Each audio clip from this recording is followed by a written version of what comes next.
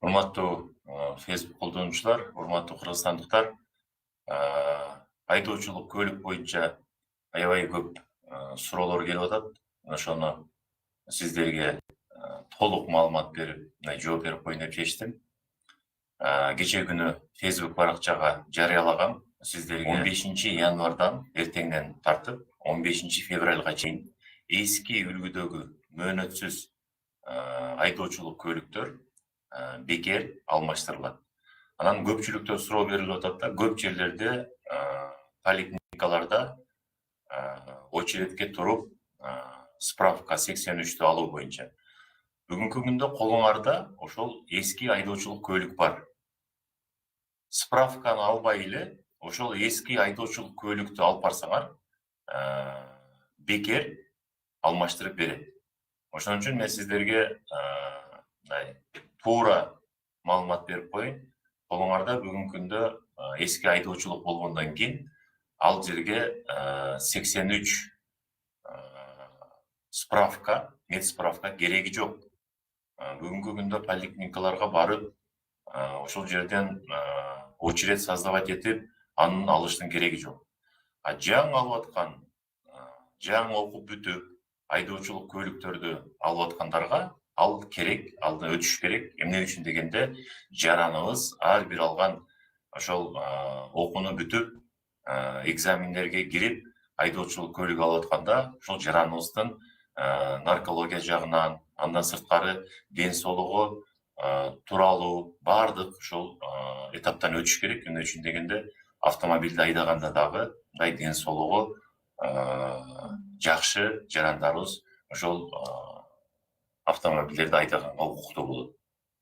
Экинчиси, биз билесиздер, биздин урматтуу президентибиздин тапшырмасына ылайык 2026 жылы бардык автошколалар бардыгы мамлекеттин карамагында болот. Бүгүнкү күндө биз буюрса биринчи күнү бүгүнкү күндө бардык окуу пландары бекитилди. Министерство образования тараптан стандарттар бекитилди. Айткандай эле буюрса заявкалар кийинки жумадан кабыл алынып баштайт. Айдоочулук көлүктү алабыз дегендер түндүк аркылуу эле заявка киресиздер. Ошол жерге өзүңөрдүн аты жөнүңөр менен заявканы таштайсыңар.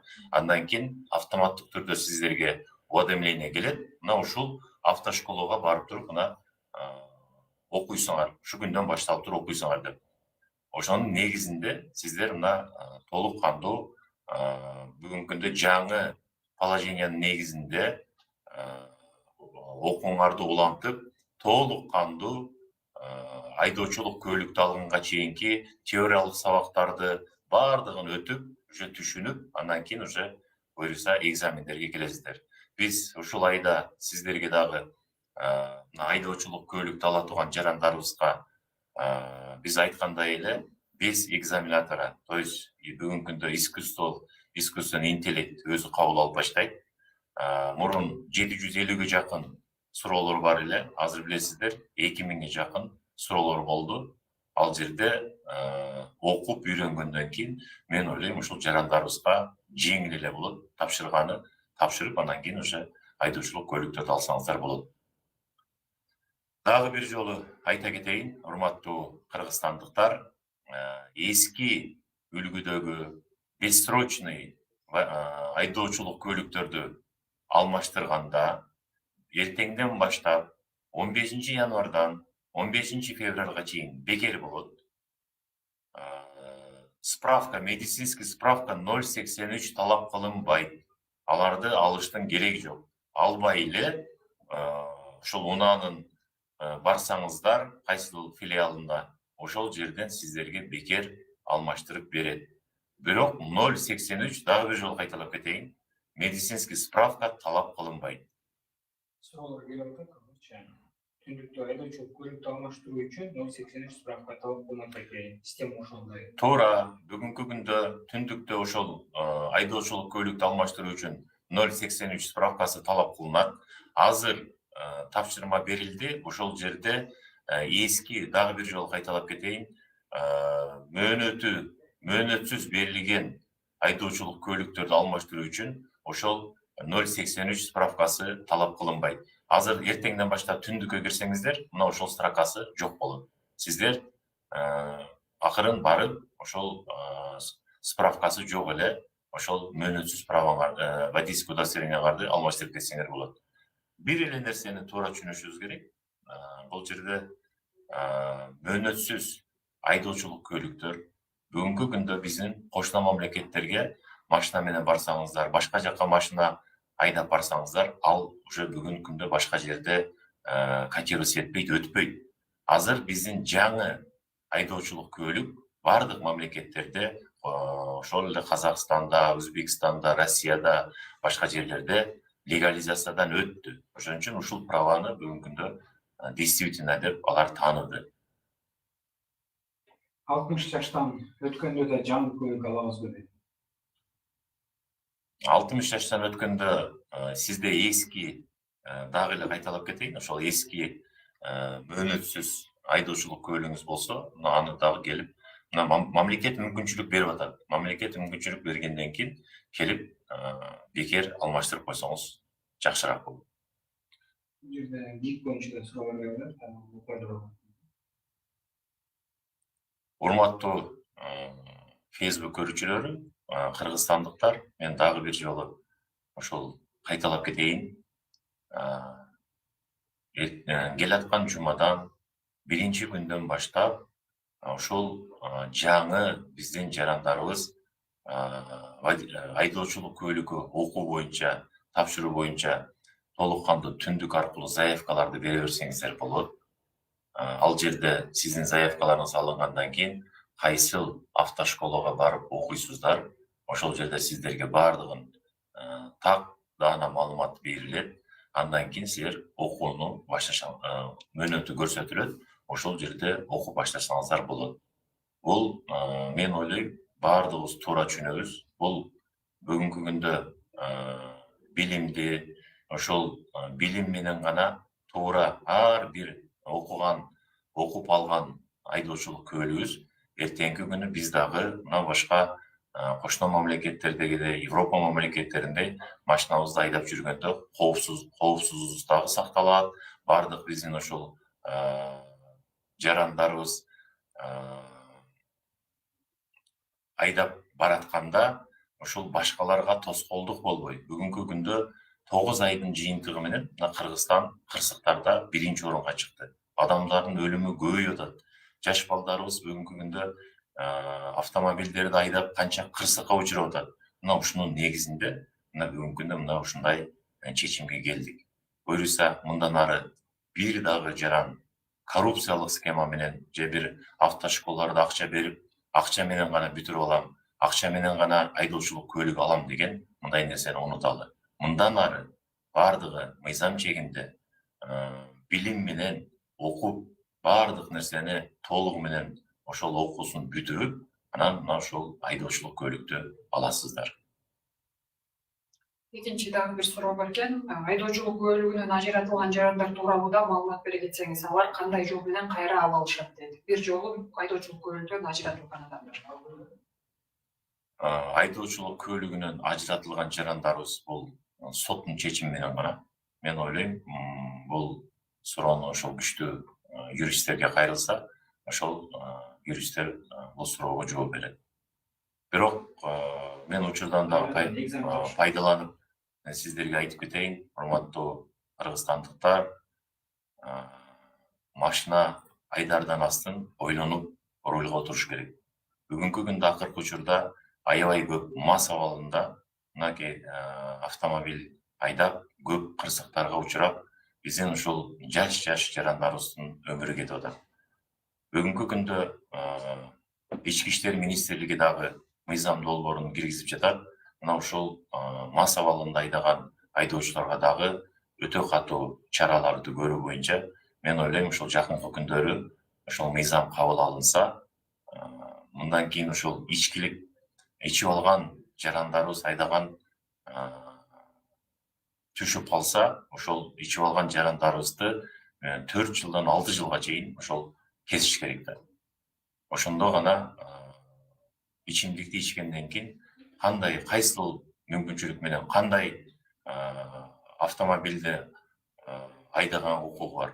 Эртеңки күнү астында бир кырсык болот. Ичкенден кийин ошол мас абалында өзүңүздөр соцсеттерден дагы көрүп атасыздар. Канча деген бүгүнкү күндөгү ошол айдоочулар ички иштер министрлиги тарабынан кармалып, канча деген жарандарыбыз мына ошол көп жарандарыбыз кырсыкка учурап, анын арасында өлүм менен дагы коштолгондор бар. Автомектепте Б категориясында окугандар канча ай окушат дейт. Анан 14 ай кимдер окушат деген суроо.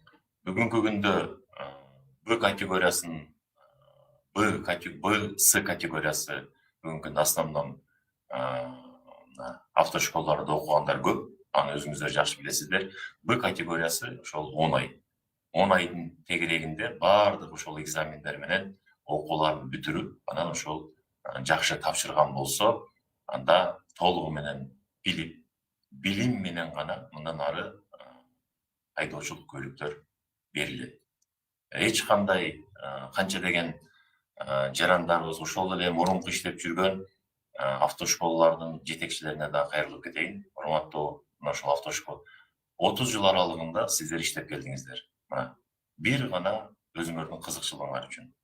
Ошол мындан ары мамлекет биздин урматтуу президентибиздин тапшырмасына ылайык баардык автошколалар мамлекет өзү окутат. Мамлекеттин карамагына өткөрүлдү. Мына ошол мамлекет окутуп, бир 4 жыл, 5 жылдан кийин Кудайым буйрса, бизде дагы, мен ойлойм, ошол кырсыктар азайып, баардыгыбыз да культураны дагы окуп, теорияны дагы окуп, практиканы дагы өтүп, бизде азыр баардык шарттары менен автодромдор, ошол унаанын зданиялары жаңы курулуп жатат. Кудайым буйрса, мына жакынкы күндөрү бүтөт. Ошол Европада өзүңүздөр көргөндөй эле кандай окуп, кандай билим алып, андан кийин практиканы кандай өтүп аткан болсо, мына бизде да ошол практика өтөт. Эч кандай жарандарыбызга кыйынчылык жок. Болгону мына ошол окуп, анан айдоочулук көйлүктү алабыз.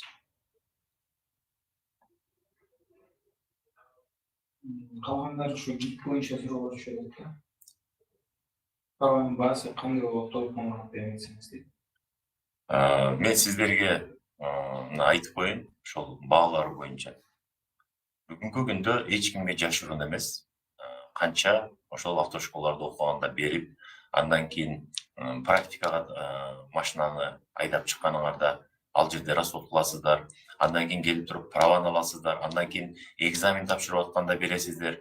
Бүгүнкү күндө мамлекет ушундай шартты түзүп берет. Мына 1 жылда биз чоң окуу жайга мектепти бүткөндөн кийин тапшырганда дагы контракт настабалып. Бүгүнкү күндө унаа менен дагы ар бир жараныбыз контракттын негизинде түзүлөт. Эч кандай 100 миң, эч кандай 110 миң деген сумма бул жерде жок. Бүгүнкү күндө мына ошол бүгүнкү күндө экономический расчеттор чыкты. Мына ошол мен ойлойм биринчи күнү унаадан сиздерге баардыгын озвучать этет. Дагы бир жолу кайталап кетейин. Анча-мынча мына жазып, туура эмес маалымат бергендерди сиздерге суранып кетет элем. Туура биринчи маалыматтарды так берип, анан кийин жазыңыздар. Эч кандай 100 миң же 110 миң деген ол жерде цифра жок.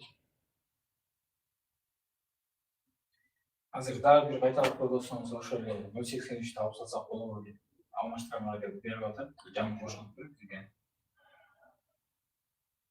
Мен азыр эле 2 жолу кайталап кеттим. Дагы бир жолу кайталап кетейин. Мөөнөтсүз берилген эски мурунку сары права айдоочулук көйлүк деп коелу.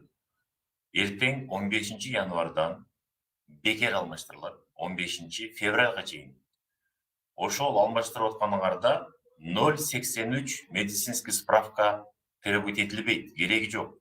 083 медицинский справканы албай эле коюңуздар. Аны талап кылбайт, ансыз деле барсаңыздар, унанын кайсы филиал болбосун сиздерге алмаштырып берет.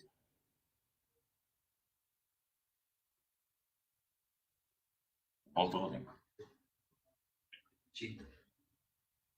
Жиынтыктар койсок болот.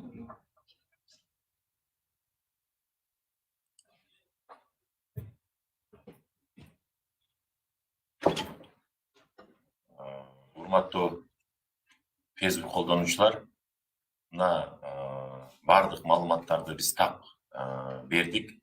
Мен ойлойм, Кудайым буйруса, мына ошол бардыгыбыз мыйзам чегинде, бардыгыбыз ошол биздин жарандарыбызга бардык камкордук көрүлүп, биздин урматтуу президентибиздин тапшырмасына ылайык, мына бардыгы бүгүнкү күндө өзүнө унаа түшүп, биз бир гана ошол мына коррупциялык жолдордон арылып, ар бир жараныбыз айдоочулук көлүктү алганда билим менен окуп, ар бир түшүнүп, андан кийин практиканы өтүп, андан кийин айдоочулук көлүк алсак, эртең дагы келечегибизге жакшы болот. Окуу боюнча дагы суроолоруңуздар болсо, анда мына мен биринчи заместителим бериңиздер. Азыркы айтып кеткендей эле, биринчи күндөн баштап ошол программалардын бардыгы толук кандуу сиздерге көрсөтүлөт. Андан кийин заявкаларды берип баштасаңыздар болот. Түндүк аркылуу эле заявка бересиздер. Андан кийин силерди кайсыл шаардагы автошколаларда окутуу боюнча бөлүп бөлөт. Мына ошол шаардын ичинде окут. Региондордо болсо, бүгүнкү күндө ошол региондордо эле кадимкидей эле ошол единственный болгону мамлекеттики болуп калды. Мамлекет өзү мына ошол окутуулардын бардыгын жүргүзөт. Суроолорго болсо келип туруп, өткөлүп отуруп туруп, бардыгына жооп бер. Жарайт. Жумушум өтө эле. Маалымат берип коелу тумайчы. Айтып коюм, ошо пандемиядан баштап заявка бере бересиңер. Ооба. Кайсы жакта окутулат? Все, жарайт. Саламатсыздарбы, урматтуу Facebook катталуучулар. Сиздерге ошол кыскача маалыматты Камилет Ромович өзү маалыматты берди. Андан сырткары кошумча маалымат иретинде өзүм дагы ошону айтып коеюн. Негизинен окуу боюнча бул жылы өзүңөр билесиңер, жаңы жылдан баштап буюрса окуу процесстери бардыгы мамлекеттик деңгээлде жана мамлекеттик мектеп авто мектептеринде өткөрүлөт. Жана ал өткөрүш үчүн бизде жаңы талаптар коюлган. Бул биринчиси. Датасы жөнүндө кошумча дагы айтылат. Кийинки жумадан баштап биз жаңы платформада кимде ким айдоочулук күбөлүгүн алууга, окууга келем дегендердин бардыгын бир гана платформа менен онлайн заявка алабыз. Заявкада кайсы региондон кимде ким аты жөнүн жазасыңар, регионду жазасыңар, анан ошол жерде биз окуу процессинде биз формировать этебиз. Бир группа толгондон кийин Бишкек шаарында пилоттун кылып баштадык. Бишкек шаарында кайсы мамлекеттик авто мектептин базасында окуу жүргүзүүлөрүн биз силерге айтып турабыз. Жалпы заявканы алуу, окууга тапшырып окуйм дегендердин санын ошол платформанын негизинде биз жарыялаган платформанын негизинде жүргүзөбүз жана ошол жерден андан кийин сиздерге маалыматты беребиз. Кайсы жерде кантип окуш керектиги жөнүндө. Эми окуу процесси боюнча бизде мынакей өткөн жылдын декабрь айында жаңы Б категориясы жана С категориясы боюнча жаңы окуу стандарты бекитилди. Бүгүнкү күндө бардык материалдарыбыз бардык дайын. Б категориясы боюнча окуганга жалпы 480 саат бөлүндү. Ал 10 ай окулат. Бекитилген положение боюнча жана анын ичинде төмөнгүдөй сабактар окутулат. Теория, орусчасын айтайын, окуп берейин сиздерге. Теория правила дорожного движения, ПДД, устройство технического обслуживания, основы безопасного управления, первая помощь при ПДД, психофизиологические основы, правовые основы и этика водителя. Ушул сабактар келет бардыгы жалпы 10 айга бөлүнүп 480 саат болот. Ал эми С категориясына окугандардын убактысы 12 айга болуп стандарт болуп бекитилди. Сиздерге буйруса кийинки жумада понедельник күнү жалпысынан кантип заявка бериш керек, окуганга оплатасы канча болот жана кайсы мектептерде окуш керектиги жөнүндө сиздерге толук маалыматты платформанын негизинде көрсөтүп жарыя кылабыз. Андыктан бул иш боюнча иш башкармалыкта тынымсыз иш жүргүзүлүп жатты. Билим берүү министрлиги менен, просвещение министрлиги менен тынымсыз иш жүрүп жатып, мына бүгүнкү күндө аябай чоң эбегейсиз жумуштар аткарылды. Президентибиз Садыр Нуркожоевичтин тапшырмасы менен мына бүгүнкү күндө иш башкармалыкка өткөндөн кийин аябай чоң жумуштар аткарылып, келечекте ушул кылган аткарган жумуштарыбыздын бардыгы жакшы жыйынтык берет деген ниеттебиз. Кандайдыр бир суроолоруңар бар болсо, мен жооп бергенге дайынмын. Негизинен ошондуктан суроо алганга дайынбыз.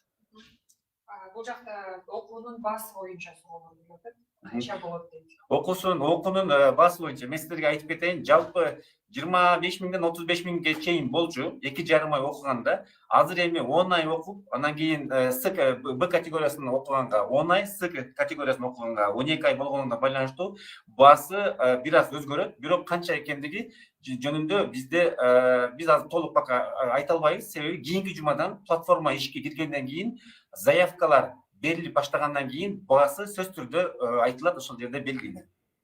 Буга чейин окуп сертификат алгандар экзаменден кулап калса деп, кайра даярданып экзамен тапшыра алышабы же 14 ай окуш керек болобу? Жок. Буга чейин мисалы үчүн жаңы стандарт, мынакей жаңы стандартыбыз бекилди. Жаңы стандарт бекилгенге чейин мурунку программа менен 2,5 ай окуган окуучулар ошол авто мектептерде булар окуп бүтүп сертификат алгандан кийин, эгерде ким тесттен кылып аткан болсо, кайра эле ошол тестти тапшырып алса болор. Эч кандай проблема жок. Кимде ким 2,5 ай окуп сертификат алган окуучулар кайра 14 ай, 12 ай, 10 ай окуштун кереги жок. Бул жакта кайрадан эле айдоочулук көйлүк боюнча суроолор келип атат. Мөөнөтү бар айдоочулук көйлүктөрдү дагы ошол 15-январдан 15-февралга чейин акысыз алмаштырсак болобу дейт. Бирок биздики мөөнөтү бар дейт. Ал үчүн дагы справкалар кийин кайра талап кылынабы? Жок. Мен сиздерге айтып коеюн, 15 январдан 15 февралга чейинки көрсөтүлгөн мөөнөттө алмаштыра турган айдоочулук күбөлүктөр болгону 2 гана түрү бар экен. Сары жана көк. Экөөнүн тең определенный жылга чейин, 2012 жылга чейин берилген экен. Азыр адашып калбайын. Ошол 2 гана түрү бар. Берилген дата күнү бар. Ал эми ошол мөөнөтү бүткөн, мөөнөтү көрсөтүлбөгөн айдоочулук күбөлүктөр гана ушул 1 айда бекер алмашылат. Кимде ким мөөнөтү көрсөтүлгөн болсо, алмаштыра турган болсоңор, алмаштыра бересиңер. Бирок бул бекер көрсөтүлгөн акцияга бул тиешеси жок. Азыркы алмаштырып жаткан айдоочулук көйлүктөр менен чет өлкөдөн дагы айдасак болобу дейт. Албетте. Бул эл аралык статусу бар. Биздин иш башкармалыкта тарабынан жаңы берилип жаткан айдоочулук күбөлүктөрдүн бүгүнкү күндө эл аралык статусу бар. Жаңы айдоочулук күбөлүк менен башка мамлекеттерде колдонсоңор болот. Толугу менен.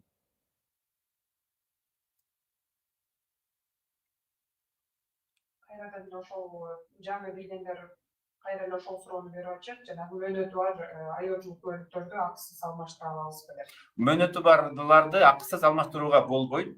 Бул 1 айга дагы кайталап кетейин. 15 январдан 15 февралга чейинки көрсөтүлгөн мөөнөт, күбөлүктөрдү алмаштыруу мөөнөтү бул бир гана мөөнөтү көрсөтүлбөгөн водительский удостоверенияларды гана алмаштырууга мүмкүнчүлүк бар. Урматтуу жарандарыбыз. Б категориясы боюнча алганбыз дейт. Ал эми Д категориясын канча ай окуп алабыз дейт. Урматтуу Facebook көрүүчүлөр, мына туура байкадыңыздар, бүгүнкү күндө биз Б жана С категориясын окутуу боюнча стандартты бекиттик. Тийиштүү министрликтер тарабынан Б жана С категориясын алуу гана боюнча гана стандарт бекитилди. Ал эми Д, С, Е категориясын алуу боюнча жакынкы күндөрү ал дагы стандарт бекитилет. Ошол стандарт бекитилгенден кийин гана белгилүү болот канча ай окуш керек деген жөнүндө. Бул жакта жаңы кошулгандардан жанагы 083 боюнча дагы сурап жатышат. Биз больницаларга барсак, ал жакта аябай очередь көп болуп атат дейт. Ошондуктан ала албай атабыз дейт. Дагы бир кайталап койсоңуз. 083 боюнча кандай эме болду? Кереги жок, азыр эч кандай талап кылынбайт. Камил Турунбекович айткандай, 083 справкасы бүгүнкү күндө могул акция күнү бир айдагы акция күнү талап кылынбайт.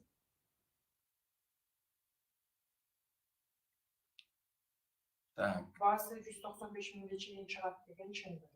Баасы 195 миңге чейин бул менимче бул өтө кымбат.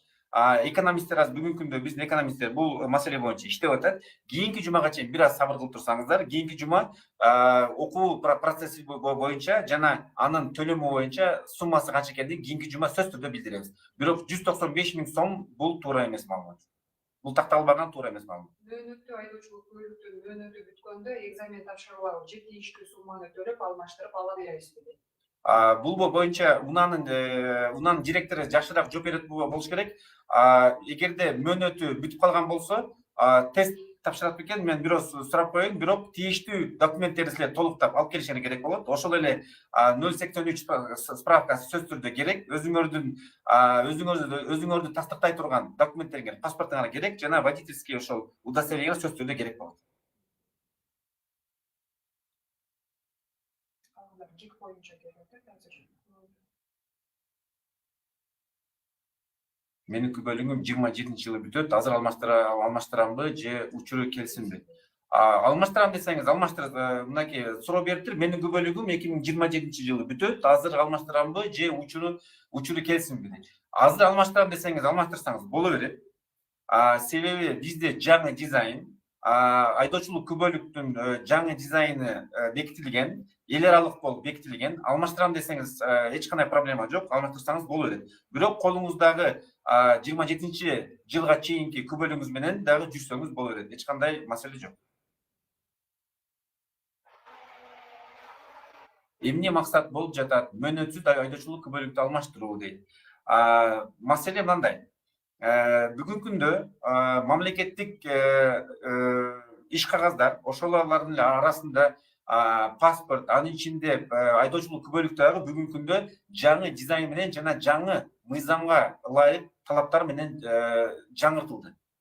Эски мөөнөтү көрсөтүлбөгөн айдоочулук күбөлүктөр бүгүнкү күндө эл аралык деңгээлде бааланбайт жана башка мамлекеттерде мындай айдоочулук күбөлүктөр менен сиздер колдоно албайсыздар. Өзүбүздүн элибизге жана сиздерге жалпы элге ыңгайлуу шарт жаратуу максатында жана жаңы дизайндеги айдоочулук күбөлүктөрдү сиздерге жарыялоо жана ошону колдонуу үчүн сиздерге шарт түзүү максатында 1 айлык мөөнөт берилди. Мөөнөтү көрсөтүлбөгөн айдоочулук күбөлүктөрдү алмаштырууга. Эгерде алмаштырбаймын, жок, кажети жок десеңер, бул сиздердин укугуңуздар. Эч кандай орусча айтмакчы принуждение жок, урматтуу туугандар.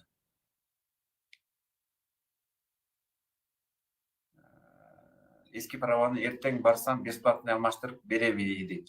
Эски праваны деп кой турсаңар, мен дагы кайталап кетейин. Эски права эгерде мөөнөтү көрсөтүлгөн эмес болсо, алмаштырып берет. Эртеңден баштап 1 айдын ичинде алмаштырууга убактыңар жана мүмкүнчүлүгүңөр бар.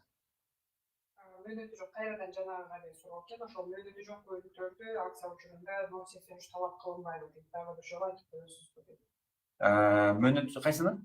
Жанагы мөөнөтү жок праваларды 083 талап кылынбайт деген.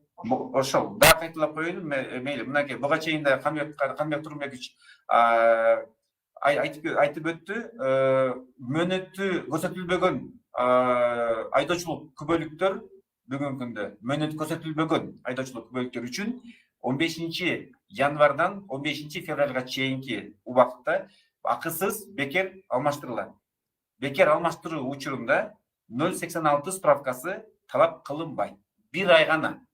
Bir айдын ичинде гана. Унанын техпаспортун дагы алмаштырабызбы дейт. Унанын техпаспортун алмаштыруу кажети жок, эч кандай проблема жок. Бүгүнкү күндө канча орусча айтмакчы техпаспорт бар болгон болсо, ошол техпаспорт боюнча жүрө бересиңер. Ал эми жаңы машина, жаңы автоунаа сатып атканда же сатып атканда сиздерге бүгүнкү күндө жаңы типтеги ошол орусча айтмакчы техпаспорт берилип атат бүгүнкү күндө. Ал эми өзүңөр колдонуп аткан техпаспорт менен жүрсөңөр боло берет. Эч кандай маселе жок. Менин бөлүгүм 2014-жылы алган дейт. Мөөнөтү көрсөтүлгөн эмес. Ал эми түндүктө 2027-жылга чейин дейт. Азыр акция убагында алмаштырсам болобу дейт. Болот, албетте, болот.